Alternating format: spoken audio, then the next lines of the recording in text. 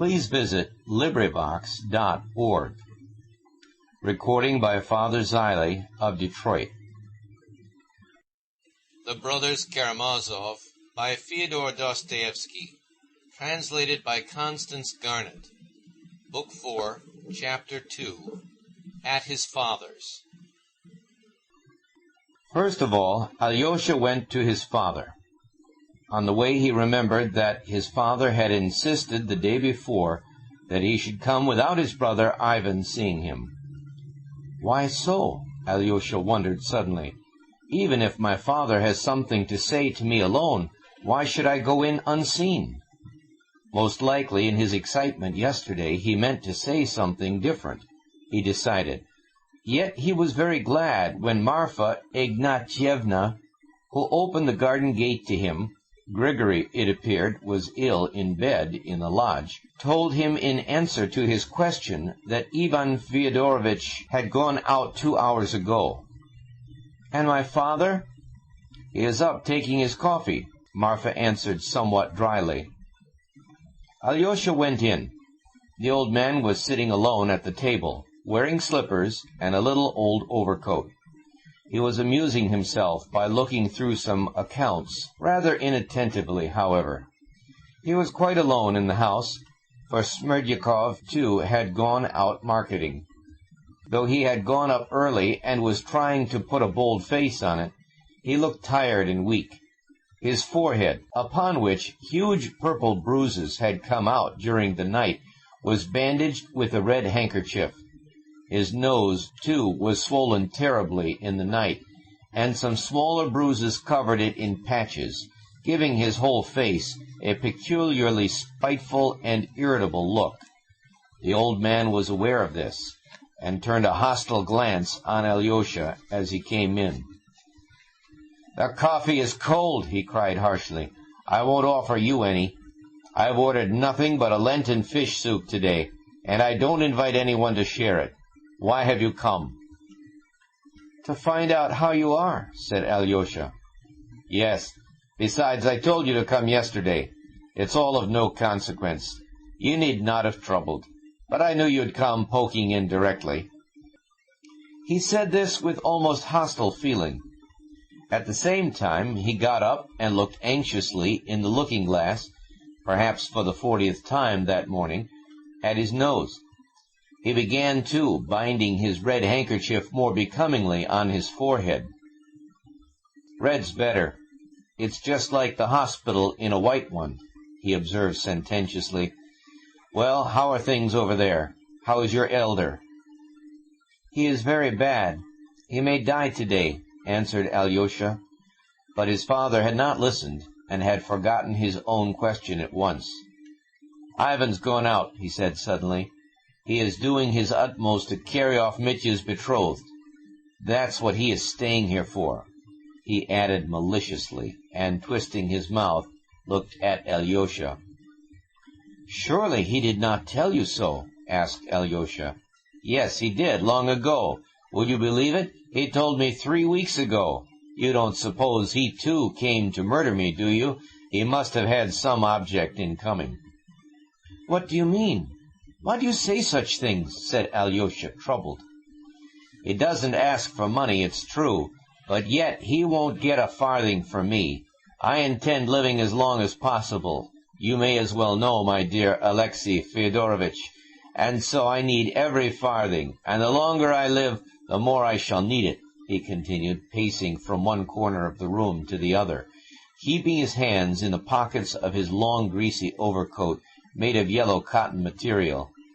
"I can still pass for a man at 55, but I want to pass for one for another 20 years. As I get older, you know, I shan't be a pretty object. The wenches won't come to me of their own accord, so I shall want my money.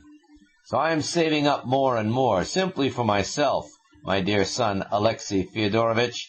You may as well know, for I mean to go on in my sins to the end, let me tell you. For sin is sweet. All abuse it, but all men live in it. Only others do it on the sly, and I openly. And so all the other sinners fall upon me for being so simple. And your paradise, Alexey Fyodorovitch, is not to my taste, let me tell you that. And it's not the proper place for a gentleman, your paradise, even if it exists. I believe that I fall asleep and don't wake up again, and that's all. You can pray for my soul if you like, and if you don't want to, don't, damn you. That's my philosophy. Ivan talked well here yesterday, though we were all drunk. Ivan is a conceited coxcomb, but he has no particular learning, nor education either. He sits silent and smiles at one without speaking. That's what pulls him through. Alyosha listened to him in silence. Why won't he talk to me? If he does speak, he gives himself airs. Your Ivan is a scoundrel, and I'll marry Grushenka in a minute if I want to. For if you've money, Alexey Fyodorovitch, you have only to want a thing and you can have it. That's what Ivan is afraid of. He is on the watch to prevent me getting married, and that's why he is egging on Mitya to marry Grushenka himself. He hopes to keep me from Grushenka by that, as though I should leave him my money if I don't marry her. Besides, if Mitya marries Grushenka, Ivan will carry off his rich betrothed. That's what he's reckoning on. He is a scoundrel, your Ivan. How cross you are. It's because of yesterday. You had better lie down, said Alyosha. There, you say that, the old man observed suddenly, as though it had struck him for the first time. And I'm not angry with you. But if Ivan said it, I should be angry with him. It is only with you I have good moments, else you know I am an ill-natured man. You are not ill-natured, but distorted, said Alyosha with a smile. Listen, I meant this morning to get that ruffian Mitya locked up, and I don't know now what I shall decide about it. Of course, in these fashionable days, fathers and mothers are looked upon as a prejudice. But even now the law does not allow you to drag your old father about by the hair, to kick him in the face in his own house, and brag of murdering him outright, all in the presence of witnesses. If I liked, I could crush him, and could have him locked up at once for what he did yesterday. Then you don't mean to take proceedings? Ivan has dissuaded me. I shouldn't care about Ivan, but there's another thing. And bending down to Alyosha, he went on in a confidential half-whisper. If I send a ruffian to prison, she'll hear of it, and run to see him at once. But if she hears that he has beaten me, a weak old man within an inch of my life, she may give him up and come to me. For that's her way, everything by contraries. I know her through and through. Won't you have a drop of brandy? Take some cold coffee, and I'll pour a quarter of a glass of brandy into it. It's delicious, my boy. No, thank you. I'll take that roll with me if I may, said Alyosha, and taking a halfpenny French roll, he put it in the pocket of his cassock. And you'd better not have brandy either, he suggested apprehensively, looking into the old man's face. You are quite right. It irritates my nerves instead of soothing them. Only one little glass. I'll get it out of the cupboard. He unlocked the cupboard, poured out a glass, drank it, then locked the cupboard and put the key back in his pocket. That's enough. One glass won't kill me. You see you are in a better humor now, said Alyosha, smiling. I love you even without the brandy. But with scoundrels, I am a scoundrel. Ivan is not going to Chermashnya. Why is that? He wants to spy how much I give Grushenka if she comes. They are all scoundrels. But I don't recognize Ivan. I don't know him at all. Where does he come from? He is not one of us in soul, as though I'd leave him anything. I shan't leave a will at all, you may as well know. And I'll crush Mitya like a beetle. I squash black beetles at night with my slipper. They squelch when you tread on them. And your Mitya will squelch too. Your Mitya, for you love him. Yes, you love him, and I am not afraid of your loving him. But if Ivan loved him, I should be afraid for myself at his loving him. But Ivan loves nobody. Ivan is not one of us. People like Ivan are not our sort, my boy. They are like a cloud of dust. When the wind blows, the dust will be gone. I had a silly idea in my head when I told you to come today. I wanted to find out from you about Mitya. If I were to hand him over 1,000 or maybe 2 now, would the beggarly wretch agree to take himself off altogether for 5 years, or better still, 35, and without Grushenka, and give her up once for all, eh? I'll ask him, muttered Alyosha.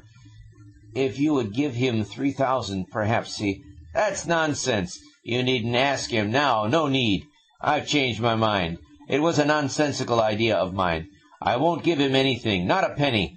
I want my money myself, cried the old man, waving his hand. I'll crush him like a beetle without it. Don't say anything to him, or else he will begin hoping. There's nothing for you to do here. You needn't stay. Is that betrothed of his, Katerina Ivanovna, whom he has kept so carefully hidden from me all this time, going to marry him or not? You went to see her yesterday, I believe. Nothing will induce her to abandon him. There, you see how dearly these fine young ladies love a rake and a scoundrel. They are poor creatures, I tell you, those pale young ladies, very different from... if I had his youth and the looks I had then, for I was a better looking than he at 28, I'd have been a conquering hero just as he is. He is a low cad. But he shan't have Grushenka anyway. He shan't. I'll crush him. His anger had returned with the last words. You can go. There's nothing for you to do here today, he snapped harshly. Alyosha went up to say good-bye to him and kissed him on the shoulder. What's that for? The old man was a little surprised. We shall see each other again, or do you think we shan't? Not at all. I didn't mean anything. Nor did I. I did not mean anything, said the old man, looking at him. Listen, listen, he shouted after him. Make haste and come again, and I'll have a fish soup for you, a fine one, not like today. Be sure to come. Come tomorrow. Do you hear? Tomorrow. And as soon as Alyosha had gone out of the door, he went to the cupboard again and poured out another half-glass. I won't have more, he muttered, clearing his throat. And again he locked the cupboard and put the key in his pocket. Then he went into his bedroom, lay down on the bed, exhausted, and in 1 minute he was asleep. End of Chapter 2 of Book 4. Recording by Father Ziley of Detroit, Michigan.